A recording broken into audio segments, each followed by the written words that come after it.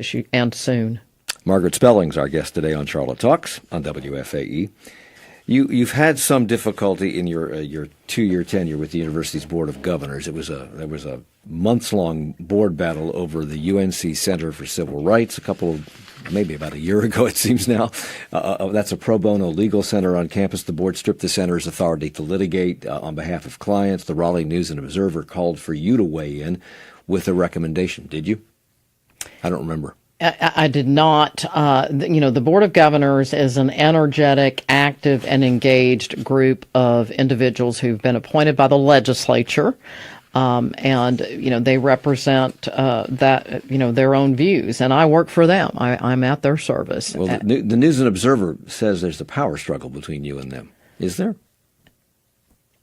I wouldn't say a power struggle. Do we have differences of opinion on issues? Sure, of course we do. Are those issues things we, worked through? Absolutely. They unanimously adopted the strategic plan that I was a major advocate for. So, there are differences of opinion around a variety of issues, but on the big stuff, we're in complete alignment. We have an email comment about Silent Sam regarding the Confederate monument at Chapel Hill and growing calls for that statue to be removed. And I believe, I only know what I read in the papers, but the News and Observer. You know better than that, Mike.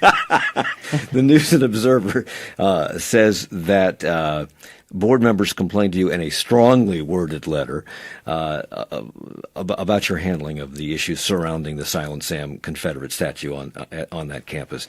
And you had asked the governor for state help with security prior to a protest in August of last year, and the board took issue with that request. Why?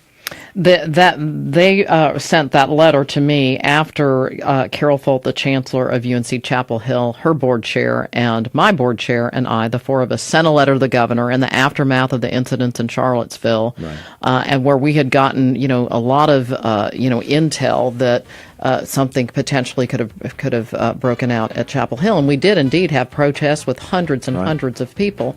And so, as I thought about it, what am I going to say to a mom if we haven't, sent up a flare? So they wrote that letter in the aftermath of that, and it's an area where we disagreed. Well, we saved the worst for last. So we'll move on from there. I want to thank you for coming back. I think this is the third time you've been on this program, so come back again next year or whenever you want. Thanks, Mike. I'd love to. Appreciate your interest. Margaret Spellings, president of the University of North Carolina.